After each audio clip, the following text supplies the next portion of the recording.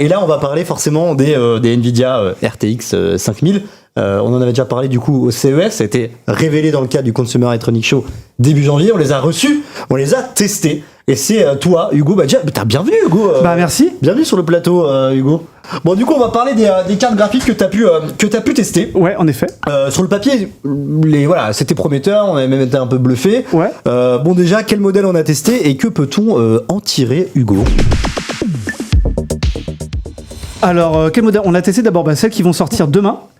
Donc c'est les RTX 5080 et 5090. Donc on a commencé par la 5090 la semaine dernière. On a publié le test. Et là la 5080 dont on a publié le test aujourd'hui.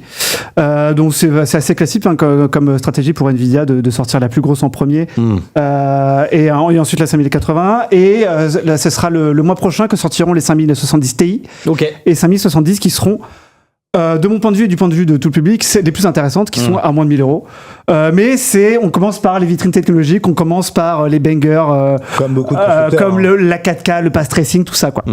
Donc voilà. On leur a mis combien aux deux premières 4K? Alors on a mis 8 à la RTX 5090 parce que alors on va pas refaire tout le test, vous pouvez le relire sur Frandroid. On a mis 9 à 9.8. Ouais, c'était en fait, close. c'est un œuf qui attend de voir ce qui se passe avec ce qui va arriver chez AMD et chez Nvidia quoi. On a un peu pénalisé la 5090 parce que déjà elle coûte 2349 €. C'est très cher. Voilà, c'était 1949 € pour la RTX 4090. Donc on est vraiment sur un gap de prix mais qui est on est sur le prix d'un PC complet quoi. D'un bon PC quoi. D'un bon PC complet quoi. Voilà, Jensen Huang qui est le fondateur de Nvidia nous dit mais pour cette catégorie de joueurs et d'utilisateurs, on ne compte plus, les gens ne comptent plus. Voilà, vous avez des PC à 10 000 € maintenant. Pour toi, il est justifié ce prix de non, pas du tout. Après voilà. C'est un peu comme la classe affaires dans la mais oui, il n'y a plus de rapport qualité-prix. C'est-à-dire que la qualité qu'on te fournit à ce prix-là n'a plus de cohérence vis-à-vis du prix quoi. Oui, il n'y a plus de cohérence. En fait, on est sur une catégorie de produits qui est sans compromis sur le jeu en 4K, le jeu en ray tracing, et aussi pour les créateurs. On nous a aussi beaucoup vanté les mérites. J'étais au CES, on a fait beaucoup de présentations, et sur le rendu vidéo, le rendu 3D, l'IA aussi, beaucoup d'IA, d'inférence IA, genre vous pouvez générer des images 3 fois plus rapidement avec une qualité pareille. Ils mettent du DLSS dans l'inférence, dans la génération d'images maintenant. Voilà, donc on va en parler effectivement. On en parlera donc. Du coup, sur cette catégorie de produits, c'est vraiment, on peut pas conseiller à part si vous avez de la thune partout. Ne plus savoir quoi en faire. En plus, le problème de ce segment-là particulier, c'est que Nvidia elle est seule.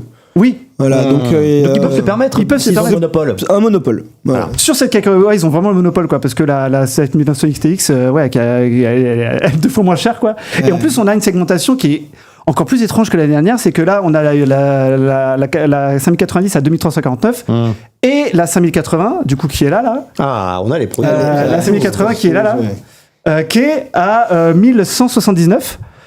Donc à peu ou prou le prix de la 4080 Super qui est sortie l'année dernière. Vous verrez, la 5090 a la même taille. La seule différence, c'est que le métal ici, je crois qu'il est plus clair, non? Ouais, peut-être. Ou plus foncé. Pourtant, elles sont du même gabarit. Ce métal-là, ouais, c'est le même gabarit. Je sais pas si on le voit. Double slot. Si on le voit à l'écran, mais si tu veux le. Il y a 2 mondes d'écart en épaisseur. Ça c'est la 4080. Ça, c'est la 5080. Regardez, on voit bien l'image là. Attends, je sais pas si on peut voir. Ils ont divisé par 2 la taille, l'épaisseur des cartes. Alors, pas par 2, on est sur du. Aussi par 2, on est sur du 2 slots. C'est-à-dire qu'en fait, c'est une carte qui peut maintenant aller sur des mini PC, enfin, ce qu'ils appellent des small form factor. C'est une carte qui est, à mon sens, très élégante, qui reprend un peu les lignes des versions super. Elle est vraiment très belle. Elle est vraiment très belle. Après, on a une différence. Là, on va un peu aborder les nouveautés, tu vois. Ouais. Je sais pas si t'avais une espèce de fil, mais là. Non, mais vas-y, je t'en prie. Les nouveautés, il y a un nouveau système de refroidissement, donc maintenant, qui, du coup, avec les 2 ventilateurs qui expulsent l'air uniquement vers le haut du boîtier. Avant, on avait une expulsation de l'air qui était vers l'arrière du boîtier. Maintenant, tout l'air chaud peut aller vers le processeur. Donc ça, c'est un truc qu'on va tester, qu'il faut que je teste. Selon les premiers tests de nos confrères, ça pourrait faire augmenter la température du processeur. En vrai, c'est plutôt. Ouais, donc ça expulse, ça passe à travers le boîtier. À travers le radiateur, quoi. Donc il va falloir mettre peut-être une expulsion d'air latérale ensuite. Ouais, je sais pas comment tu vas faire, mais. En gros, voilà. Le design a changé. Le design est beaucoup plus compact. C'est vraiment un gros point fort de ces cartes. Donc voilà. Après, au niveau des performances, Nvidia, en fait, le mot d'ordre de Nvidia cette année, c'est le neural rendering, c'est le rendu aidé par l'IA, le rendu 3D aidé par l'IA et non plus aidé uniquement par les shaders et par la rasterisation classique. Donc on est sur de gène à gène, de génération à génération, sur la 90 à la 80, entre 15 et 30% de performance en plus. C'est énorme. Non, c'est pas énorme, justement. C'est pas énorme. C'est énorme, non, c'est pas énorme. Parce que en fait, la 4090 avait vraiment explosé tous les compteurs. Okay. On avait parfois du simple au double. On avait du 50%, du 60%, mais on était sur une génération un peu. C'était compliqué de faire de faire mieux, quoi. Donc là, transition un peu. On atteint vraiment les limites du silicone de cette architecture. Ouais. Et donc, pourtant, ils ont quand même changé le chiffre. Comment ça, on est passé de 40 à 50. Oui, voilà. Gros changement. Ouais, gros changement. Mais le processus de gravure n'a pas beaucoup changé, donc on peut pas faire non plus d'énormes bons. C'est là que Nvidia donc la grosse annonce de Nvidia, c'était vous avez les performances d'une 4090 dans une 4090 dans une 5070. Ok. Non, d'une 4090 dans une 5090. Voilà. Non. Attends. Le fil rouge. Vous avez dans une 5070 les performances d'une 4090. Ok, voilà. Une carte qui coûtait 2000 balles, aujourd'hui devrait coûter 650. Voilà. Et ça, c'est grâce. C'est faux. C'est faux et vraiment temps. C'est faux à 90%. Voilà. Non mais pas tant, mais bon bref. Oui, en gros vous n'avez pas forcément ces performances là, mais on a évidemment on a des performances en hausse, donc on a du meilleur ray tracing, meilleure rasterisation, donc vous avez des jeux qui tournent en 4K un peu mieux, tout ça. On est vraiment sur des cartes vraiment 4K ray tracing. On n'est pas sur, si vous avez un petit écran 27 pouces tout ça, on n'est pas là-dessus. Hein. Ok. Donc sur ces gammes là, si vous jouez même pas sur votre télé ou sur un écran OLED ou autre, ça ne vaut pas vraiment le coup. Si on n'a pas un écran 4K en vrai, avec du 120 Hz minimum, autant retirer 2000 balles en liquide et le jeter dans la rue, quoi. En gros, ça sert à rien. Non, mais il faut à côté. Sauf si on n'a rien. Il faut à côté le matériel adéquat qui correspond. Il faut un bon CPU et un bon écran. Un bel écran. Et c'est ce qu'on disait pour la PS5 Pro d'ailleurs, c'est que la PS5 Pro ne sert à rien si vous n'avez pas un bel écran. Voilà. Et tout à l'heure, tu parlais beaucoup du DLSS 4. Ouais. Nvidia a beaucoup misé dessus. On a pu le tester. Ça donne quoi? On en pense quoi? Et peut-être d'abord rappeler. En vulgarisant avec des termes assez simples pour les gens qui ne connaissent pas, c'est quoi le DLSS 4 chez Nvidia? Alors le DLSS à la base c'est une technologie d'upscaling qui en gros fait un rendu du jeu à une définition inférieure, c'est-à-dire vous avez un écran 4K et votre jeu en fait il est rendu en 1080p, donc ce qui permet de gagner en performance. Et ensuite, le DLSS fait un upscaling, il agrandit l'image, en gros, à la définition native de votre écran. Il crée des pixels, en gros. Il crée des pixels. Il fait de la reconstruction d'image. C'est de la magie. Il fait de la magie. En fait, ça c'est depuis 2018. Hein, aujourd'hui, tout le monde le propose. Tout le monde le propose.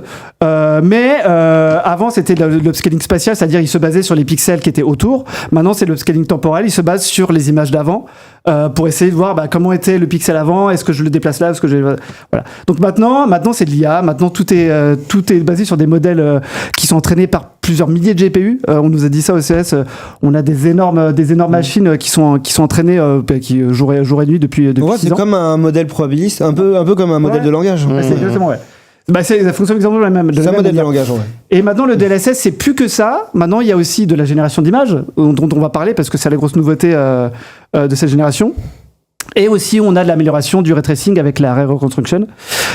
Donc là, cette année, il y a 2 grosses nouveautés. Il y en a une nouveauté qui est exclusive au RTX 5000 et une nouveauté pour le coup, et ça c'est une bonne nouvelle, concerne tous les possesseurs de RTX. Okay. Donc d'abord, la nouveauté RTX 5000, c'est la Multi-Frame Generation. Donc les RTX 3000 4000 avaient introduit la frame generation, la génération d'images, qui en gros faisait un peu de l'interpolation, de la génération d'images, c'est-à-dire qui intercalait une image générée par IA entre deux images générées par le GPU. Et là, l'objectif, c'est doubler les performances en gros. Ok. En gros, on voulait doubler les performances avec un jeu plus fluide, quoi. Un jeu plus fluide, mais avec une latence, donc une espèce de réactivité un peu moindre, vu qu'en fait on est sur une image qui n'est pas générée par le GPU, mais c'est une. Alors voilà, il y a le faux débat des fake frames, des fausses images, mais en vrai voilà, c'est sur ça qu'on se passe. En vrai, cette technologie, elle est assez bluffante dans la plupart des cas. Elle est bluffante dans la plupart des cas. Et, elle évolue avec le temps. Au début, c'était on la critiquait beaucoup pour la latence, mais aussi pour les artefacts ou pour la qualité d'image qui était pas là, qui était pas forcément là. Mais là maintenant, Nvidia se permet de pas générer non pas une image, non pas deux images, mais maintenant trois ou quatre images en plus, quoi. Ok. Donc là, on est donc moi j'étais très sceptique. On était tous très sceptiques quand on a vu ça, parce que pourquoi parce que du coup une image c'est de la latence en plus, mais bon après assez contenu quand même. On pouvait jouer à Cyberpunk 2 fois plus rapidement avec légèrement plus de latence, et là on se dit 3 images en plus. Du coup, il va y avoir 3 fois plus de latence. Et en fait, dans tous nos tests, on s'est rendu compte que, évidemment, il y avait le gap de latence de la frame generation classique, mais tu pouvais tripler. Et en fait, tu avais la même réactivité que le réglage de base. Pari réussi, finalement. Du coup, là, pour le coup, pari réussi. On a, pour tous les sceptiques de cette technologie, même on a fait les démos CES, même nos experts de Digital Foundry, j'ai pu les voir en train de faire ok, ah oui d'accord, ok, oui c'est vrai. Est-ce que c'est pas j'avais vu tout ce débat sur la triche, est-ce que c'est technologie qui dans le jeu en ligne par exemple? Non, mais dans le jeu en ligne tu le fais pas parce que t'as la latence. On l'active pas dans le jeu, tu l'actives que pour les jeux solo. Mais on imagine que si on l'activait et qu'on s'en servait pour non, pas trop, c'est pas prévoir le futur, quoi. Non, mais c'est intéressant. Oui, c'est intéressant, mais dans un FPS e-sport, Counter-Strike, à quel point en fait la chose peut biaiser c'est surtout la perception, quoi. Là c'est surtout pour Reflex 2 vous en avez parlé là, mais là pour le coup on n'a pas pu tester Reflex 2. Mais Reflex 2 par contre ça sera disponible pour tout le monde. Ouais, ça sera disponible sur les RTX 40 aussi. Ouais, ça sera pour les RTX 40. Du coup là ça nous permet en fait cette technologie de multi-frame generation de jouer à des jeux en path tracing. Alors de base, tous les jeux en ray tracing, path tracing, ce qui est la technologie de rendu de la lumière la plus réaliste du monde, qui est normalement une technologie qui est réservée aux films d'animation depuis 30 ans et qui maintenant arrive en temps réel. Sauf qu'elle arrive, mais avec un gros gap de performance, c'est-à-dire que un Black Myth Wukong, vous mettez ça en 4K en ray tracing, je joue littéralement à 17 images par seconde, ce qui est injouable. Donc là, on est obligé d'activer le DLSS déjà. Le DLSS, donc le scaling, et ensuite après vous activez la frame generation pour ensuite regagner en performance. J'ai vu par exemple que sur ton test, alors le test il y a plein de jeux de test, sur la 5080 t'as presque atteint 200 images par seconde sur Cyberpunk 2077 en 4K. Et sur la, c'est ouf. Et sur la scène 90 j'étais à 300 quoi.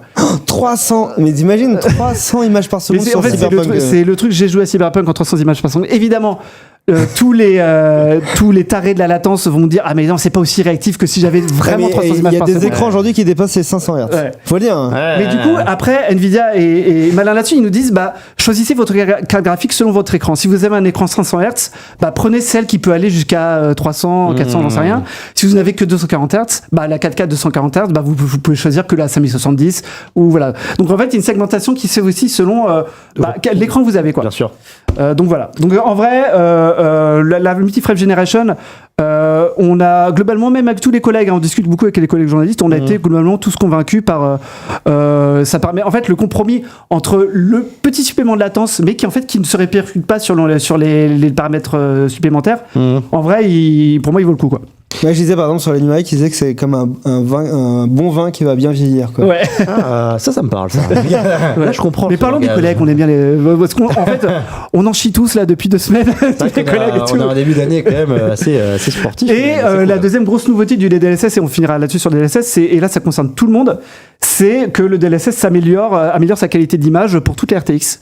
En passant à un nouveau modèle, le modèle Transformer, qui est en fait un modèle qui est utilisé par ChatGPT, par Sora, par tous les LLM et tous les outils de génération vidéo par IA, et qui en gros améliore la qualité d'image et de reconstruction d'image, parce qu'en fait à chaque fois on fait des basses définitions, haute définition. Là en fait il est encore plus intelligent pour reconstruire l'image dans des scènes plus complexes, genre là, des ventilateurs. C'est ce qu'on avait vu chez mon bureau. Ouais. C'est ce que Nvidia déjà a montré dans les démos teasing, et c'est aussi ce qu'on a vu du coup à ton bureau. Ouais. C'est vrai que quand tu compares à l'avant et l'après, il y a quelque chose quand même. Il y a quelque chose, et ça te permet, c'est ce que je disais, on en parlait avec Maxime là, en off, ça te permet en fait d'abaisser la qualité du DLSS, parce que le DLSS tu peux le mettre en mode performance, équilibré, qualité, pour changer la définition interne de l'image voilà. Et du coup tu peux dire maintenant je me mets en mode performance ou ultra performance, et en fait la qualité d'image est limite est beaucoup mieux qu'avant, quoi. Donc en vrai, ça permet de gagner à la fois en qualité d'image et en performance en gros, quoi.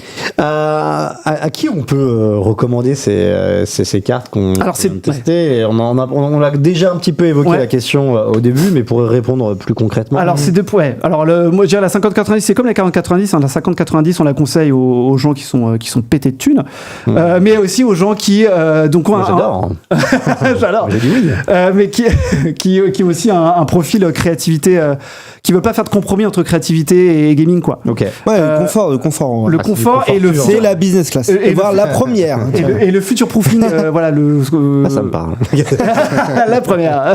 J'ai jamais voyagé. Le siège tout seul, tranquille. Jamais fait non plus. On te propose la douche pendant le vol. C'est exactement ça. Ça sent le vécu là-bas. Je l'ai pas fait, mais ça fait business. Ça n'avait pas non pour tester une fois dans ma vie. Le business, par contre, j'ai testé et c'est très chouette. Mais ça ne vaut pas son prix. Ça ne vaut pas son prix. Comme la 50-90. Mais oui, sans compromis, confort total, mais en vrai c'est compliqué de conseiller une carte à 2349 €. Ouais. Vraiment, en plus là elle augmente de prix par rapport à la 4090 pour un gap de performance de 30%, mais et c'est les prix conseillés. C'est le prix conseillé, parce qu'après il y a aussi les prix des cartes partenaires, et forcément les cartes Founders Edition, qui sont les cartes officielles de Nvidia, vont être forcément les moins chères, mais forcément les plus prisées, donc forcément rupture de stock assez rapidement. Donc en vente demain. À 15h sur le site de Nvidia. Ouais. Et il y aura les deux Founders Edition. Et ça va partir très vite. On aura des liens d'affiliation pour Android pour ceux qui veulent. Non, mais par contre, je vous conseille d'avoir votre compte LDLC prêt, parce que ça passe par LDLC l'achat. Okay. Donc si vraiment vous voulez, vous vous rendez un peu en avance sur Nvidia, vous vous connectez à LDLC. Et après vous refresh à fond à 15h. Préparez votre index et le bouton. Et la carte bancaire, il faut débrider le montant de capacité de la carte bancaire. Hein. J'avoue. C'est combien la 50-80 2349. Non, la 50-80. Alors 1179. 1179, c'est plus raisonnable. Donc c'est plus raisonnable. Oui, plus raisonnable. Mais ça reste une carte à plus de 1000 €, hein, vraiment. Mais la Founder Edition, disons. Ouais. Si t'as la Founders Edition à 1179 et que tu veux jouer en 4K, là pour le coup on est vraiment sur deux cartes 4K. Quand on va être tranquille, combien d'années là? On va être tranquille. Moi j'ai une 4080, j'ai pas envie d'en changer avant. Oui, voilà. Avant très longtemps. Avant 5 ans minimum tranquille. C'est quoi le bon move à faire? Imagine je suis un acheteur potentiel, je veux une nouvelle carte graphique Nvidia. Est-ce que finalement. Tu veux une nouvelle carte graphique ou tu veux une nouvelle carte graphique Nvidia? Nvidia. Parce que les AMD, on les connaît pas encore. Hein. On les connaît. Voilà. D'où la question, c'est quoi le bon move si tu veux du Nvidia, si tu veux pas du Nvidia. Tu me parlais d'une échéance en mars. À mon avis, il faut déjà connaître son budget. Non, mais c'est déjà son budget, son usage, son matos, et peut-être attendre la concurrence qui arrive bientôt. Oui, bien sûr. Il faut ça. Ça dépend celle que tu as en ce moment, quoi. Tu n'en as pas? Non, j'en ai pas. Si t'en as pas, si t'en as pas, tu attends déjà les cartes de février qui arrivent, les 5070 et 5070 Ti. Ok, qui seront plus raisonnables en termes de prix. Qui seront du coup à 600 et 800 €, en gros, dans les 600 et 800 €. Ce qui permet de faire une config à 1500 € à peu près, je pense. Ouais, si tu prends pas un 9800 X3D en AMD. Raisonnable. Raisonnable. Et là, on est sur des segments encore milieu de gamme. Hein. Et les cartes qui seront les plus attendues, qui sont les plus jouées sur Steam, c'est les 60. Donc c'est les 5060, ça va être les 9060 pour AMD. Donc c'est des entrées de gamme, les cartes qui sont en 1080p, pour genre 1080p, une 1440p. Voilà, et Intel aussi, pourquoi pas. Et Intel aussi, qu'on va recevoir d'ailleurs bientôt. Donc là, on est vraiment sur des fleurons, on est sur des démos technologiques, mais je conseillerais d'attendre au moins les 5070. Et de voir c'est vraiment si vous en avez besoin. Est-ce que vous jouez à Indiana Jones? Est-ce que vous jouez juste à Marvel Rivals? Ça c'est pour se faire plaisir. Ça c'est pour se faire plaisir. Ça c'est pour c'est l'achat plaisir. Si j'ai une télé 4K à 120 Hz et je veux avoir avec le DLSS une très belle qualité d'image, voilà, je me fais un plaisir, je joue à Indiana Jones ou à Black Myth ou à Cyberpunk. Et si vous avez l'occasion, allez sur la Founder Edition, vous la payez un peu moins cher, mais il n'y en a pas beaucoup. Ouais, mais voilà, les stocks sont comme d'hab assez limités, quoi. Mais on conseille quand même dans tous les cas d'attendre un petit peu. Et en fait d'attendre même les tests de tout le monde, parce que nous les notes, voilà, tu vois, on va voir un peu le global de la gamme et on va se dire, c'est vrai que pour ce prix-là, est-ce que ça le vaut ou pas, voilà. Ok, bah écoutez, merci Hugo pour ce bon point sur les cartes graphiques. Donc les 2 tests sont en ligne. Les deux tests sont hyper complets. Vous pouvez aller voir sur. Prenez le temps de regarder les graphiques. Hein. Ouais. Ils ont pris du temps. On en a publié un aujourd'hui, tout à l'heure. Ouais, tout à fait. Et un autre il y a quelques jours. Il y a quelques jours, la semaine dernière.